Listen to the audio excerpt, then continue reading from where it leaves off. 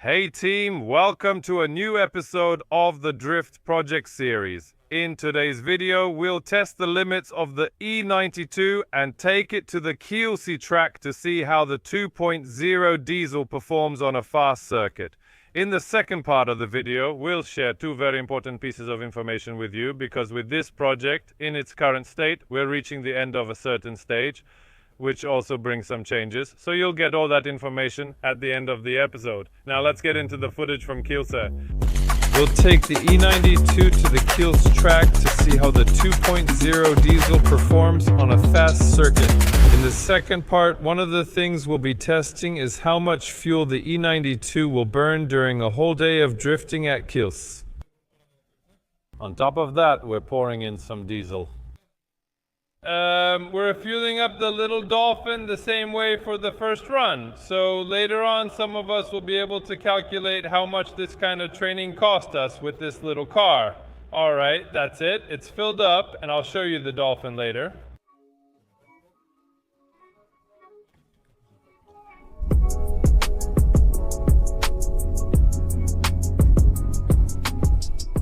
Track.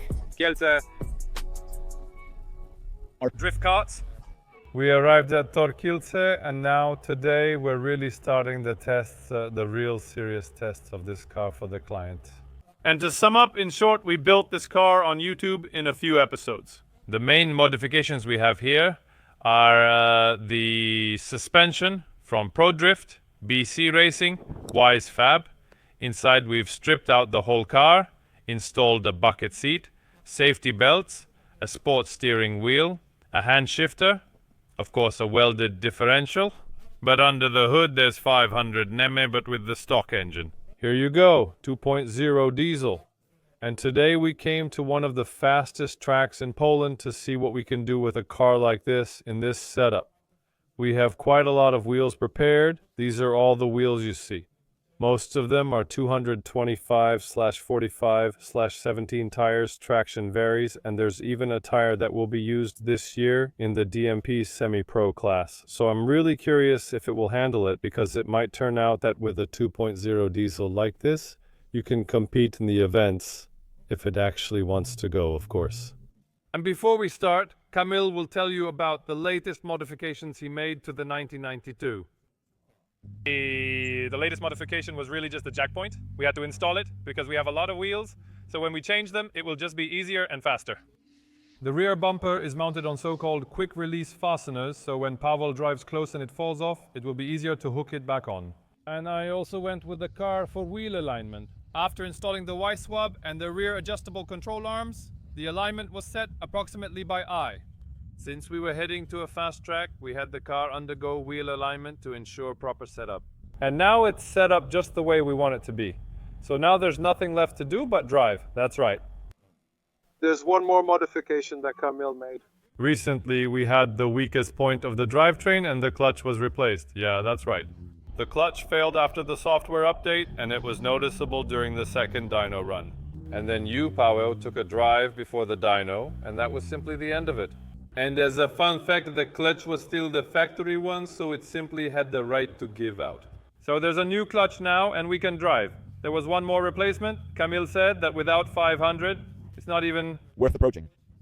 I say, but this is a 2.0 diesel, sir. It's about to fall apart. But he says, well, if we want to go to Kielce, we have to, so we have to. So later, when I sell this engine, if I survive today's training, which I think I will, someone, the customer, will have a well-prepared engine because Kamil also replaced the pulley. Here it is, right here. You can see it's newly installed. People who work on BMW repairs know that these tend to fail, and we don't want that. Especially here in Kielce, because if this pulley falls apart, it can sometimes cause a mess under the hood, meaning this outer metal wheel just comes off. When it's spinning at the speed the engine runs, it can really cause some damage here. We don't want that. So a new one was installed. Now the wheel just needs to get ready and drive. I also have my own vehicle for today. So you're right, it has a bit less power, but Kayon will be riding a bicycle. That's some gear. All right. 92 also came from the visual aspect. The tinted plexiglass was removed. Interrelia helped sort this out.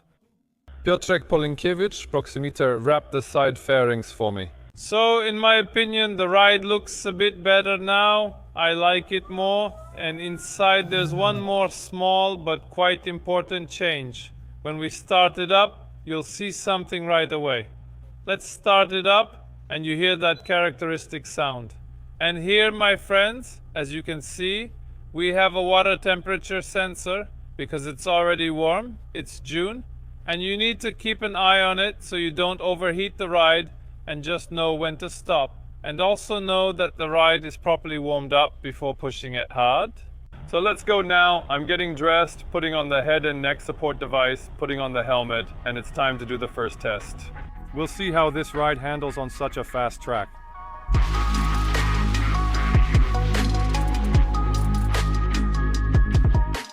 We're heading onto the track.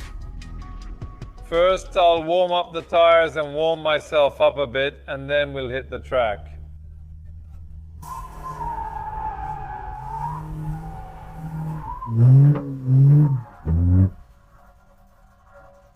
The exhaust fell off. Should I get there in reverse? I'll get there and turn around. I've got one defect set up a bit poorly, but oh well. Hey. I see you're already helping out right away. Oh man, that's awesome. Wait, can you maybe chill out? Yeah, but it's still a welded diff. Alright, it's in, it's set. So I know I can't do a 360. Alright, the car is fixed. Thanks to the crew at the entrance for their help. That was quick.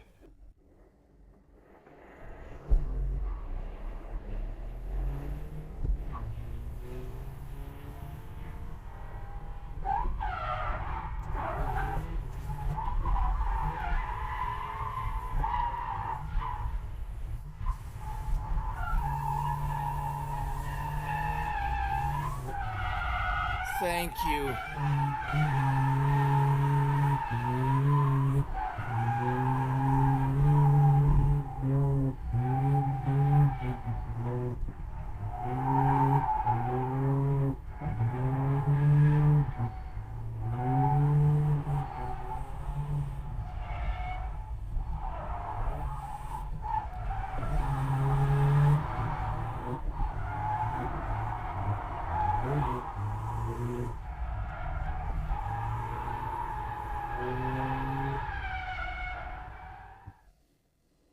Alright, we're done with the first run. There are a lot of things to improve. Definitely the first corner has a bit too much traction. Well, it's tough, isn't it?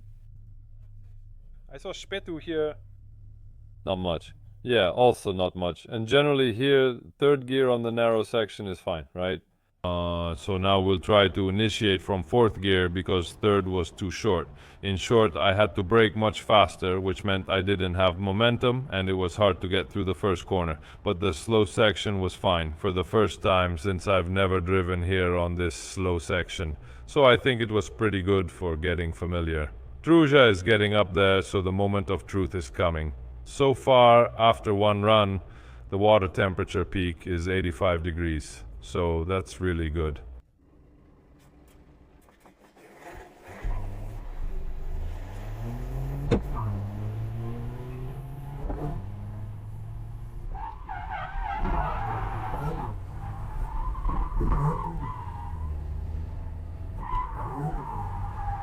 All right, pit stop. We need to change the car's settings because there's definitely too much grip in the back. Okay, service time. We've literally done just 2 runs. The tires are generally fine, but what we're doing is changing the rear springs. Because last time we had this setup, when we were driving in the wet and tried to get as much grip as possible, and this setup, we left it today for Kielce, and we know that with this setup, the first corner is to be connected, not in third gear, not in fourth, because it's very hard. There's not enough momentum. The car doesn't want to go into a slide. So we're changing the springs, and I think then there will be more inertia, and it will be possible to drive better with momentum. And let's hope that I'm right, because if not, we'll only have the slow section left. Because in the slow section, in third gear, you can really have some fun driving there, so that's what we're testing. We're testing the limits of the 2.0 diesel in the E92. The outcome is uncertain.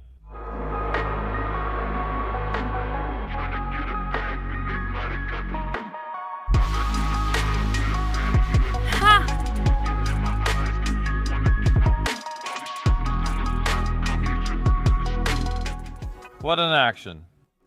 Jiku, but unfortunately I have to say that, but after putting it back together, he didn't take it off, and he was supposed to, well, the car doesn't look the same as it did when it was in my hands, unfortunately, but when I heard it this morning at the briefing, I said, oh, that's probably mine, that's probably mine.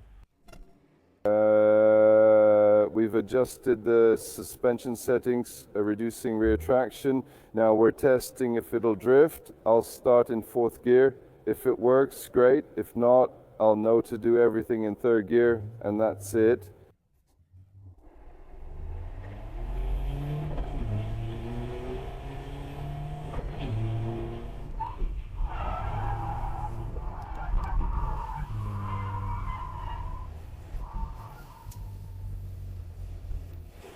This ride isn't going. Okay, we're doing the fourth attempt. Oh, Dieselrek went too. And now we're doing everything from third gear, and let's hope we can connect the first turn. If we manage to do it, then we're home free.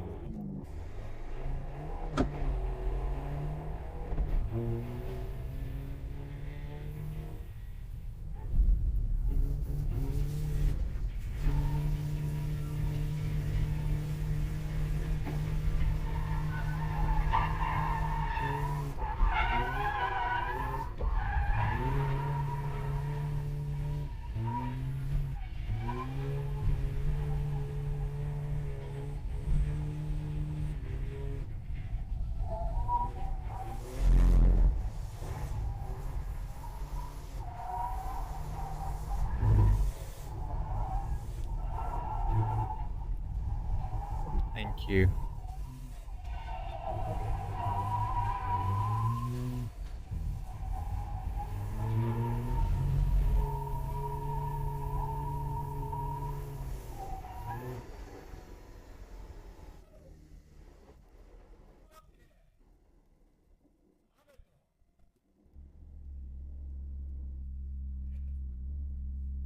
Thanks for watching.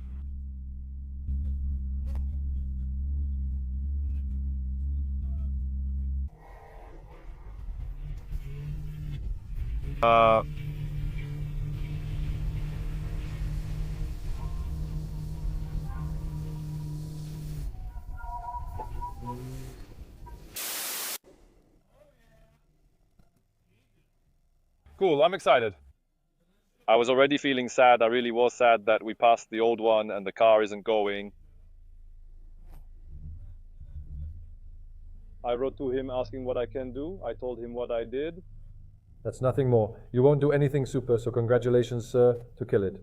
He said there's nothing more you can do. With what we have, well, man, now I'm just pushing harder, so he also starts slower, you know, to prolong that moment. Getting to the corner, I throw myself under the cones, under the barrier, and it's really close, just barely. That whole curve, and then... Once I get through that longest curve, then I throw the car around. It's really awesome. All right, listen, we finished the first test, whether the 2.0 diesel can handle a track like this. Like Kielce, after some ups and downs and slight changes to the suspension setup, yes it will. In third gear you can connect everything. In short, we burned through one set of tires. There's still a lot of driving left. On a pretty wide tire, because it's a 225. Now we're getting ready for the second test, which is the steering test, and we're going to try to do a backward entry. We'll see how it turns out. And here we've put on a slightly narrower tire, 205/55/16, so it might even be a bit easier, so we can get some nice speed to throw it into a backward entry. And how about Camille? What are you doing? I'm checking. How's your outside perspective? You're missing about 1,000 RPMs to have a slight reserve on the first corner. The rest is okay, but if you could accelerate more on the first corner, it would be easier for both of us. But it's doable. Was it tough? No, it's doable. It's doable. Or if there was a bit more power, then fourth gear. But for now, we're managing with what we have. And it's still a stock car, stock engine, so it's cool that we can even drive it at Kielce at all. Yes, exactly. The fast part of the track, you can go full throttle and link it, and the narrow section is really great. I really like it. You can even throw in some big angles. So now we're moving on to the next test of the day, backward entry. Let's see if anything comes out of it.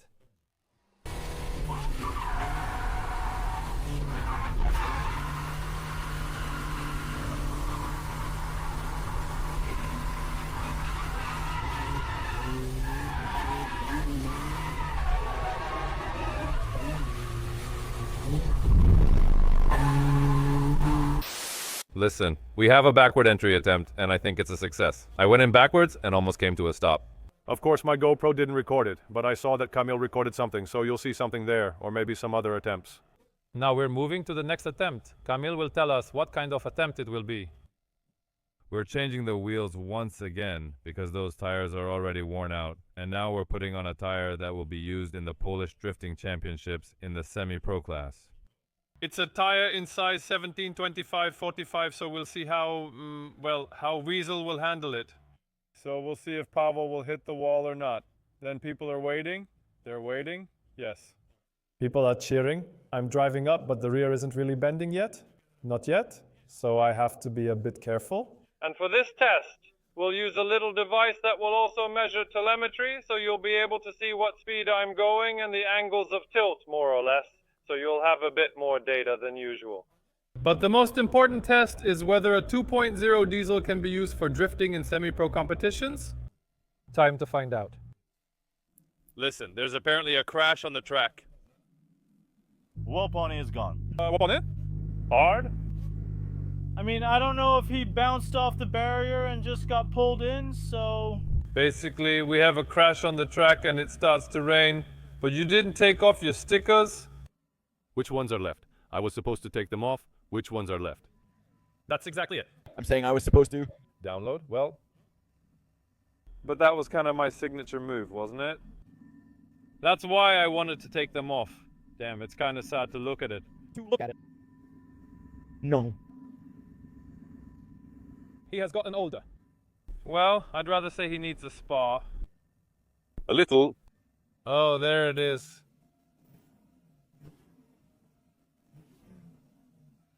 This wing fits. That's it. It brings a tear to my eye. Wow, seriously. But that sound is... It's awesome. It gives you chills right away, doesn't it? All right, now we'll check on semi-pro tires, how much we'll get on initiation, how much we can squeeze out. Yeah. Third gear will be almost to the limiter, let's say. By the way, we'll find out what the diff ratio is in third gear, what the wheel speed is.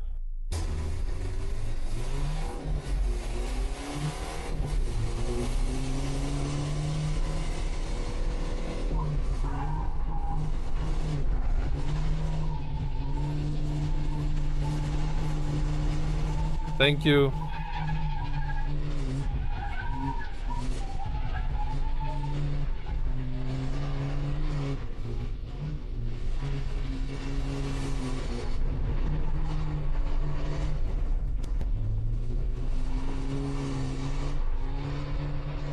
Thank you.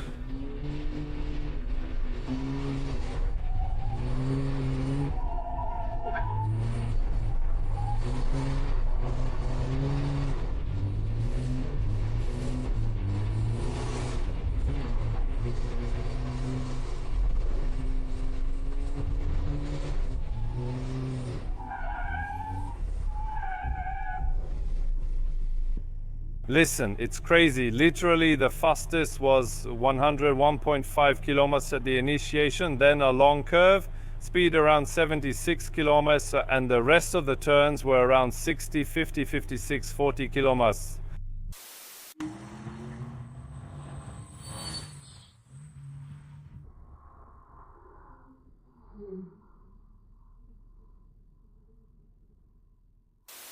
Listen, we're finishing the training. The van is already packed. And I consider today's tests very successful. Honestly, the 2.0 diesel performed well on the fast track in Kielce. We managed to do it, to connect the route. We succeeded in doing backward entries and nearly pulled off a kiss the wall. We also tested a tire suited for semi-pro competitions. All the tests were successful. All the tests were successful. And we have one last test ahead of us, namely the fuel consumption test. 2.5 sets of tires have been burned, so it's very cheap. But it's about the fuel. We're about to go to the gas station, and at the station we'll see how much fuel the diesel has consumed. All right, listen up. Moment of truth, how much do you bet? And I bet 15. You said 11, 13, yeah. All right, 13. 13.57. Listen, 82's Lotus, 82's Lotus. And basically, Camille said one cool thing, that we spent more on fuel for the Delphinec to get here than on the training itself. Well, yeah, because we're about to refuel the Delphinec and it burned much more. Much more. And actually, if we wanted to, we could refuel the car from here to the Delphinec and we'd get to Gdansk easily and we'd make it. Listen, 82's Lotus just for fuel for a whole day of driving, you could say. I don't believe you. Well, now we'll find out how much we spent on fuel for the Delphinec. 471 now. 520, that's almost 1,000. 1,000 is Riga one way and almost back halfway. Hey, maybe to Riga? No, but he'd go for a wet one. He'd go for a wet one like crazy. A little more. It's 3 liters here, not 2. Exactly 3 liters, not 2. We've already finished the test in Kielce, and now it's time for a little summary of what happened.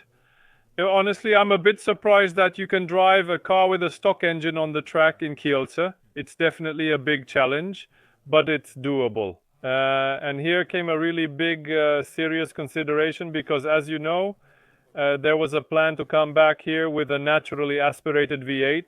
But after talking it over with Camille, analyzing the pros and cons, we decided, simply put, that it doesn't make sense. And why? Camille will tell you about that. A naturally aspirated V8 doesn't really make sense because if we only use the car, for example, in DTS, where the car will probably also be driven, then the power would be more than enough for the conditions we have there and where the tires are specified by the organizers of those events. But that would limit the range of use for this car once DTS is over, and thanks to the electronics that will be installed in the BMW anyway, we decided that we could make a few maps for rainy conditions and later possibly for some cool training sessions like at the Kielce track or other tracks where we simply won't run out of power. And you'll really be able to use the car on any track we have in our country, so that's basically why we made this decision. Now we just need to assemble the V8, which is already prepared for this, and we'll be installing the turbo.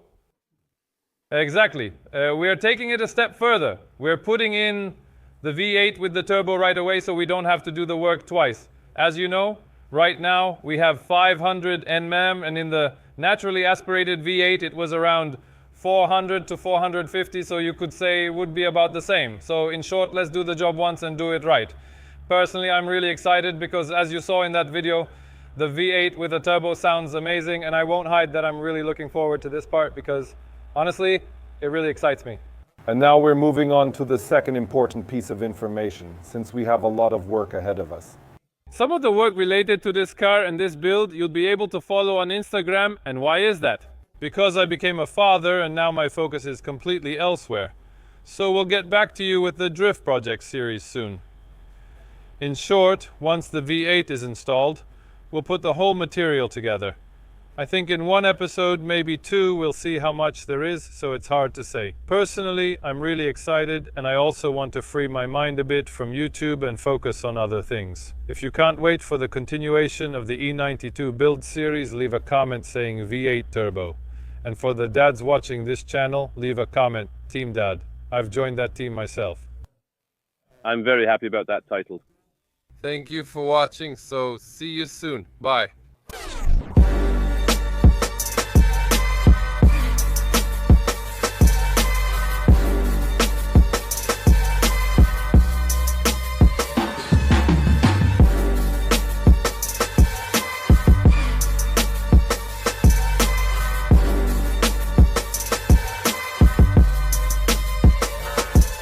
Thank you.